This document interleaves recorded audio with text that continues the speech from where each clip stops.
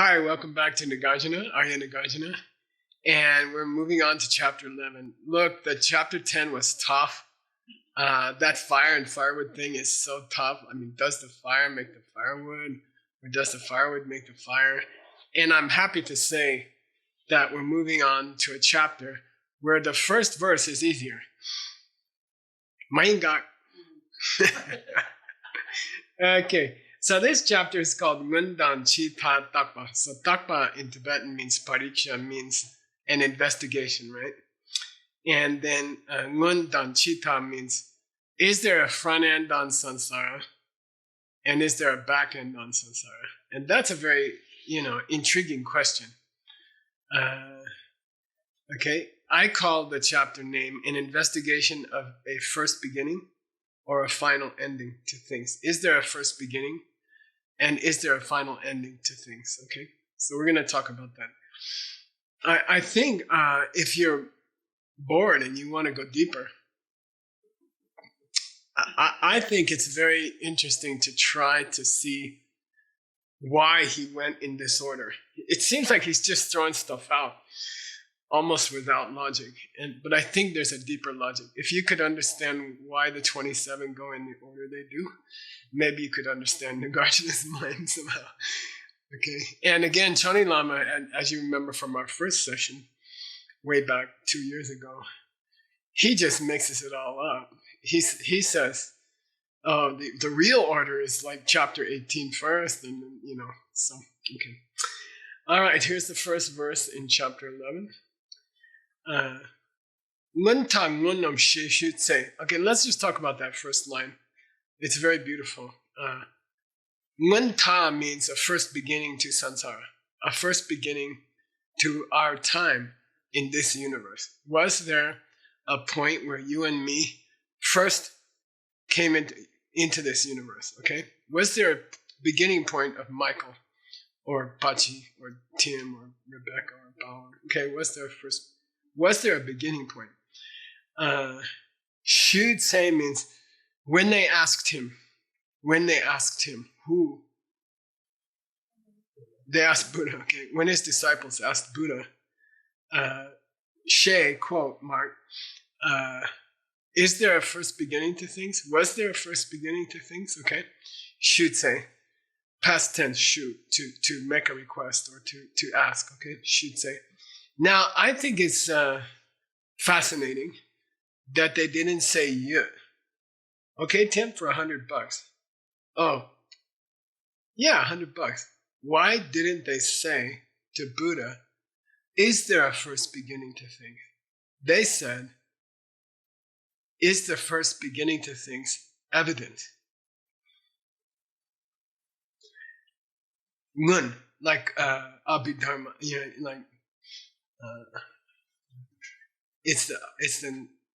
it means visible or manifest. They didn't ask Buddha, is there a first beginning to the universe or to our career in the universe? Is there a beginning which is Ngun, which is evident?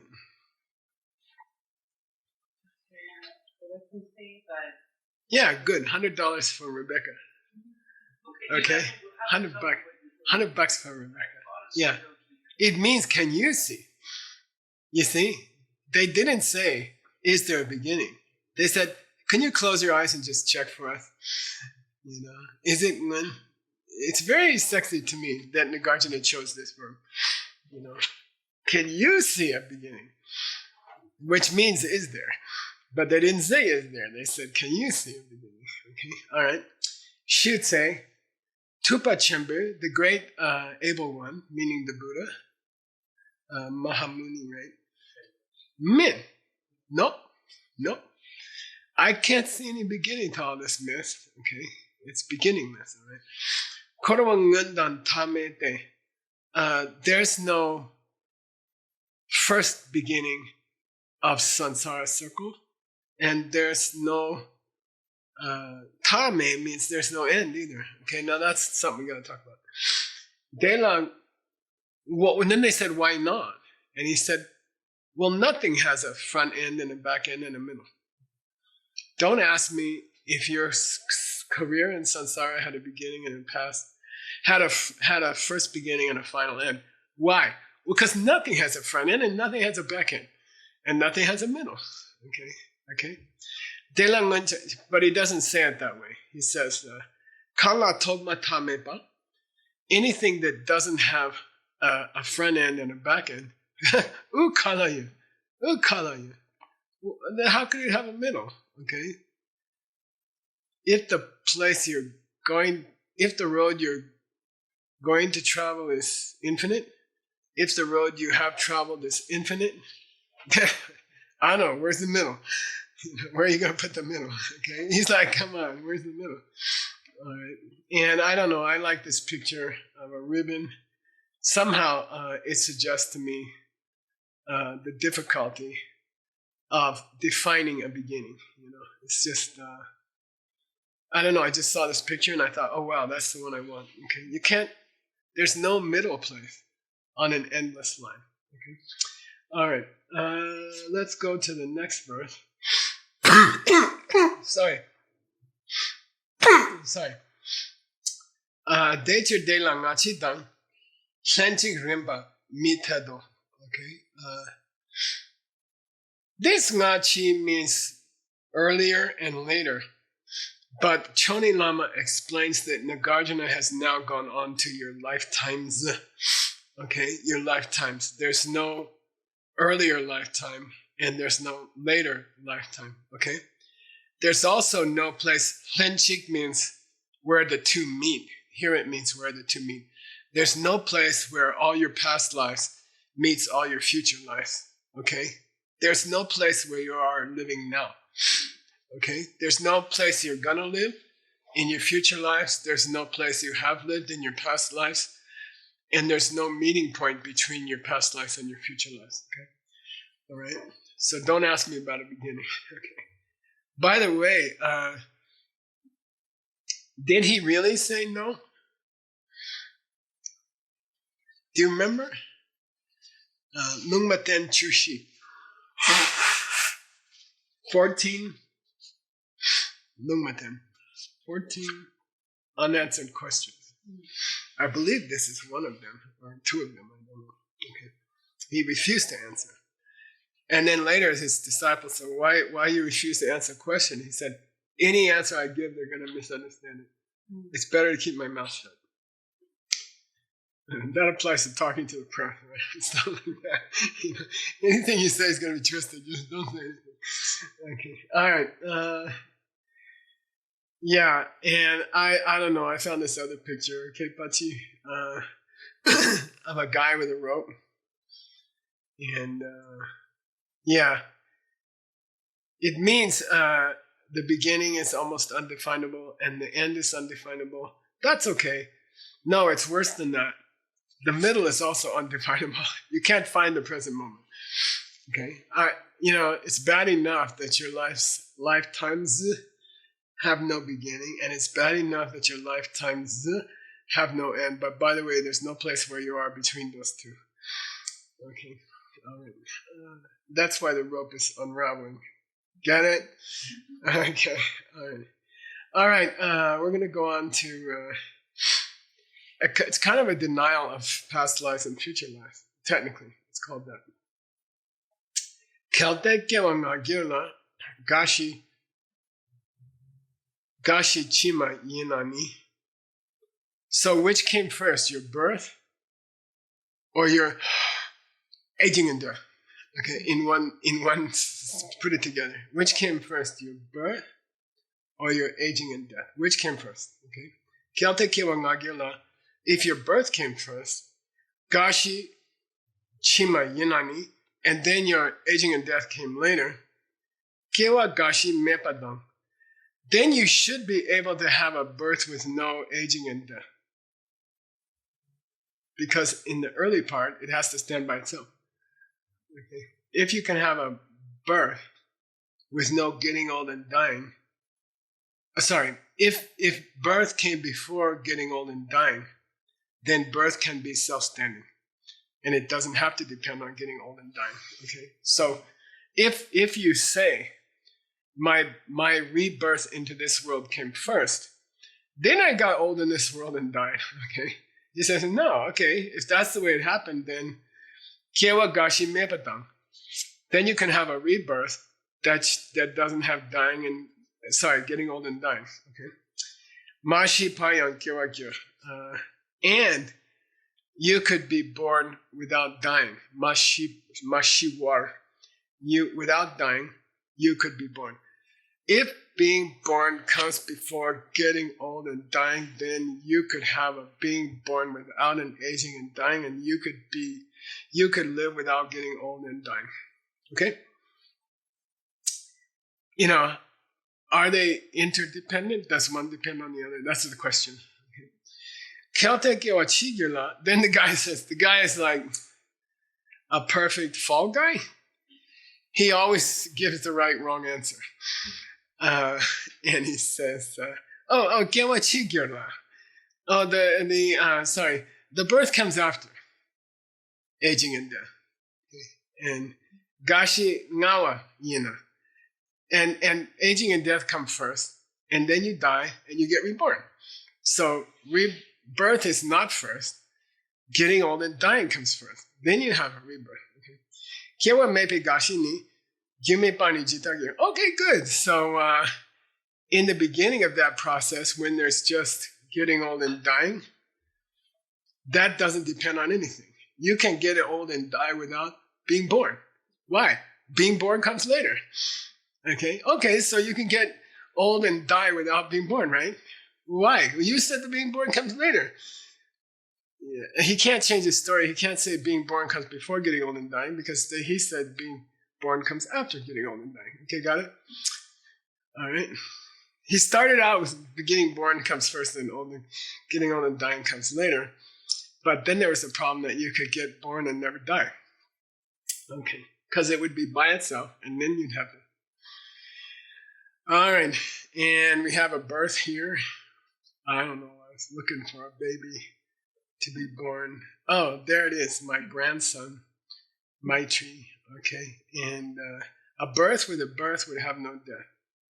A birth that was just a birth would have no death. Okay. He came out like that, by the way. He was like already looks like Rodin Stinker. You know, did you ever see that Pachi in Paris? That Rodin, his estate. That's awesome. And the guy is up there. You know. Okay. All right. That's my tree. All right. Here we go. Next verse.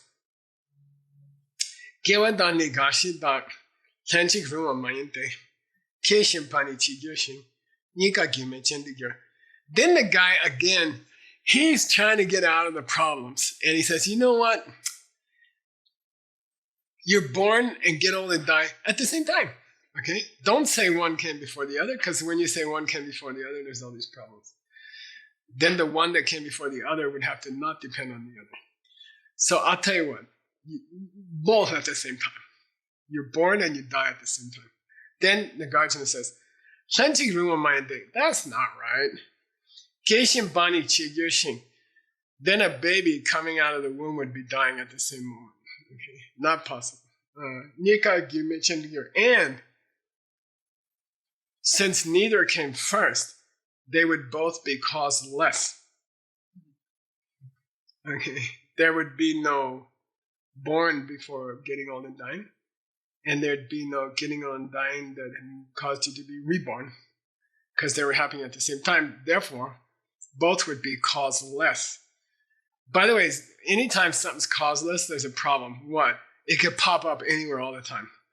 You know, oh look, there's death. Oh look, there's everything. It'd be happening. Boop, boop, boop, boop. All right. Okay. All right. Can being born and dying happen at the same time? Picture. Yeah, I don't know. This big. Ooh. Let's skip to the next one. Veronica's looking over my shoulder. What are you doing with that picture? Never mind. Okay. She gave up a long time ago trying to figure out why I spend all day finding weird pictures. All right. Here we go. Next one. Kangla ngachi nenchiki remba de la misi pe kewa dani gashi de chi chirna tripache. This is very, very, very interesting to me.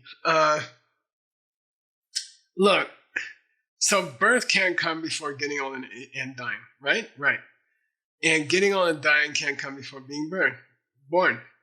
Right. And we said they can't happen at the same time, right? Right. So they're misipa, right? What's misipa, Tim? Remember? So they're impossible, right? And the guy says, yeah, they're impossible. Then the guardsman says, well, why the hell you keep talking about being born and dying and getting old? You know, teacher, why you make up this crap? Okay, Trpa means, now we gotta talk about Trpa. Trpa means, why you make up all this stuff? Why you keep coming up with weird stuff? You know, oh, first I was born, then I got old and dead. No. Oh, I got old and dead, and then I got born again. No. Oh, they happened at the same time. No, no, no. Then why you keep thinking up this weird stuff? Okay, so weird stuff, thinking up weird stuff, there's a special verb, okay? Trpa. And I wanted to talk about it because to me it's very interesting. What's the Sanskrit for thinking up weird stuff? What's the verb? Okay, here we go. We're going to go to the Sanskrit, I guess. Which is prapancha, okay? Prapancha. And it's weird, and you're not going to be comfortable with it. And no, it's hard to find. And there's a lot of things it could be. Yeah. So pra means forward, right? Like the prow of a boat or proud person or forward. Okay, so the pra part is easy. Okay, the hard part is punch. And it can have several meanings. What's pancha? Yeah, fire. Punch means fire. Pancha means fire.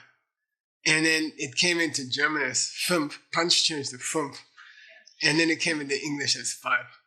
What is it in Spanish? Oh, I forget that. It probably is. That's a weird thing, which is probably means it was kavanch before, but that's a long story. Okay. So prapancha, I take it to be like this. Look. Okay. You know. And the many comes from the one. Okay. So why you keep making up stuff? You know, why you keep making up stuff when there's nothing there? Okay, why you trpa? Trpa means that also. Okay, or okay, pach. Do you know pach? Like pachi? The verb in Sanskrit, pach means to cook something, and it used to be pekva, and then that came into kitchen and cucina, and vipaka means when your karma is cooked. Okay, and that means karmic ripening. In this, the Sanskrit word for karmic ripening is super cook, vipaka, vipach. Okay. So anyway, that cooking can also have the feeling of setting the dishes out on the table. Okay, like setting a meal up for a person. So again, it's this the idea of, you know, why did you make up this feast? You know, why you keep making up birth, aging, death? Why you keep telling me this? Why you keep making up this stuff? Like presenting a meal. Yeah, that too. Yeah. There's also another meaning to the Sanskrit, which is pek, and pek in Indo-European means to be pretty, to be beautiful, and it comes from a verb for combing sheep. Okay, and combing your hair and making yourself beautiful. So it's called pek. Pek also means that to pick out hair from a sheep and to make its sheep beautiful. And that pekt came into the word fight. And that's why there's a GH in fight, which means pulling somebody's hair. Okay. So, and there's a kind of shell called pecten, which looks like a fan. And so you get this idea of, you know, creating reality from a single point in many different versions. Okay. Why are we discussing this verb? Make up weird things. Yeah. Nagarjuna says, come on, I'm tired of it. Quit pecking. Quit pecking on me. Okay, like leave it alone, all right? Why do you keep making up this different things? Oh, what's the samsara have a beginning? And samsara have an end. And sometimes just stop making up crap, okay? It doesn't. All right, this is all your pach shit thing. Okay, all right. Stop the Sanskrit lesson. The difference between making something out of nothing and making something out of something. Okay, and that's a magician here. And I chose this picture because there is a tripa which is legal. Like the Nagarjuna is accusing the guy of making up false things, beginning to things, end to things, middle. Stop making up stuff. But then if you're Nagarjuna, you say, but by the way, you do always make up stuff. Okay. Yeah, but at least if you know what you're doing, you're not making it that bad. Okay, so yeah, we are creating reality. And there's a verb in Tibetan, risachipa, which means to separate hairs, which means to define reality, and that you are doing. You are peka, pachi, you are creating reality. You are drawing lines and, this is where Tim starts. This is where Tim's computer starts. You are making those lines, but that's not what I'm talking about. I'm talking about your human need to say there was a beginning to your lifetimes and that there is a final lifetime. There's not. Your mind goes on infinitely and it has no beginning and no end. Okay?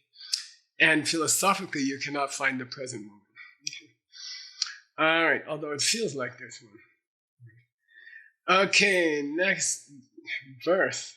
If you're not confused yet, you haven't been listening. Korwa bashik nungi ta yub mayimba ma se ki gyuran jebani dani seni dani chenshi ni sordan sora ni dani dunya kanda jiarin wenam tajiki nila yang nungi tani yomayin. Look, korwa bashik means it's not just samsara that's the problem. Okay, bashik means only. Last chapter, the Yoga Sutra, $50. It's called Bashikpa, the one and only, Kaivalya. The oldest yoga center in India is called Kaivalya Dham. The center for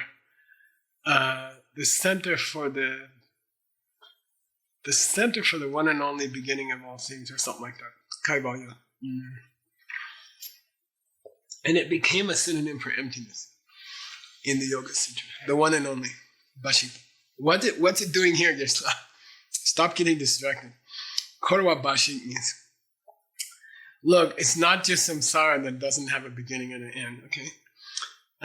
Mase means it's not only that. Gyuran Dewa Nidani. You cannot point to a first cause. You cannot point to a final result.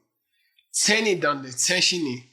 You cannot point to a first mental picture of something, and you can't point to the first thing that matched that mental picture. Definition and definendum. Sordan Sowa Nidani. You cannot point to the first feeling that was ever felt. You cannot point to the first feeling that was ever felt. Every feeling felt something, and everything that was felt came from a previous feeling. Okay? Dunya kanda chianru. Dunya means something which has meaning, but it means substantial or something concrete. Okay? You can't point to anything in the universe. Kanda chianru. Munam tanjin nilayang nungi tani yomayin. There is no beginning to any experience in the universe. Forget it. Nagarjuna's like, don't ask me. Don't ask Buddha, did your past lives have a beginning? Why? Because when you hurt your finger, it didn't have a beginning either. So forget your universe.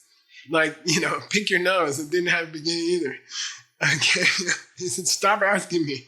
Stop making up this stuff. Okay, so this verse is about, look, samsara doesn't have a beginning, but neither does cause and effect, neither does definition, neither does sensation. Nothing has a beginning. Right? That's Nagarjuna. When was the first mantra? When did the mantra begin? When did the cancer start to get healed? Okay, by the mantra.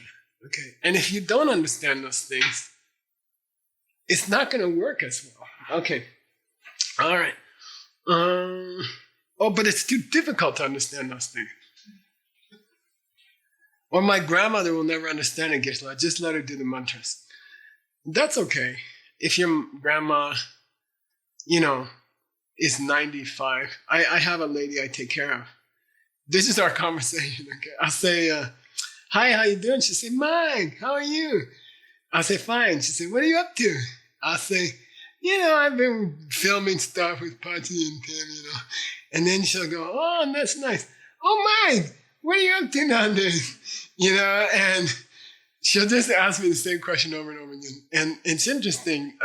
Me and Veronica read a book about how to answer older people, And it said, never say, "You asked me that 10 times today already," because they already feel bad about being old and not remembering anything. So never get impatient. Just answer nicely. And then the book said, how you answer nicely is a sign of your mental health.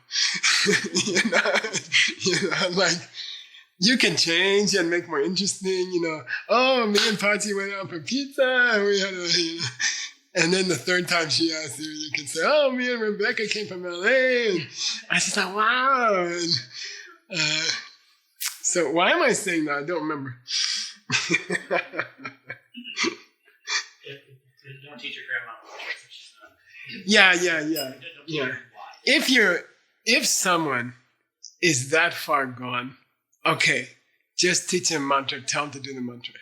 Don't try to explain how the mantra works, okay? I believe that. If a person's over 95, don't explain the mantra. In my opinion, before that, always explain the mantra because it will work better, okay? So unless their mind is that far gone, and by the way, even a 95-year-old, if you try to explain emptiness to them, you can get some really sexy results. You can get some amazing results, My mom, my own mother, my stepmother, I was visiting her and she said, I said, "Well, let's go out for lunch." She said, "I can't." And I said, "Why?" And she said, "I got a yoga class." And I'm like, "What? You're doing yoga?" And she's 94, right? She's doing chair yoga or something. I said, "Wow, that's so great, Mom. I didn't know you're doing yoga." And she said, "I've been doing yoga for 30 years, every day." And I'm like, "Oh my gosh, I didn't know that. How'd you get started in yoga?" "You taught me my first class, you forgot." And then I never stopped, and I just didn't know. So it can be a surprise. You can try to explain the deeper meaning and how mantra works.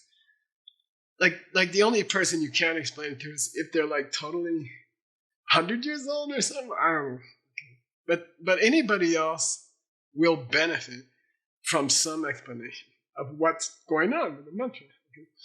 All right. No beginning, no middle to all these things. And we have an infinity sign. It's just to make the class more interesting for you. Okay. It looks like a car, right? Something like a car. But don't try to find the starting point. Don't try to find where you're at now. Okay? There isn't any. All right? By itself. All right, let's go ahead. Oh my gosh, we finished the class. Is that possible? That was a short one, right? By the way, that's the whole chapter. I'm sorry. Is it? Am I crazy? Oh, no, I am. No, I'm not crazy. That's all. That's all. Don't try to find it. Look, do your past lives have a beginning? No. Do your past lives have a final end? No. Why are we talking about that? Because nothing else does either. This class doesn't have an end. This class doesn't have a beginning. This class doesn't have halfway point from its own side. If you see this class end suddenly, it's because your seats ran out. Okay, nothing has an end of its own. Nothing has a beginning of its own. Okay.